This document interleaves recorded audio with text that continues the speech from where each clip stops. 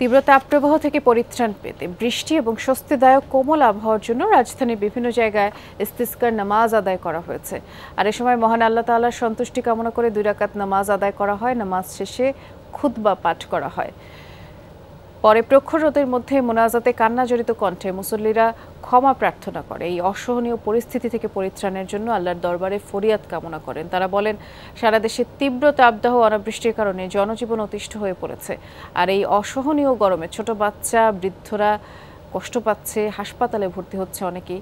এই অবস্থা থেকে মুক্তির জন্য সারা দেশেই ধর্মপ্রাণ মুসল্লিরা আল্লাহর কাছে প্রার্থনা করছে।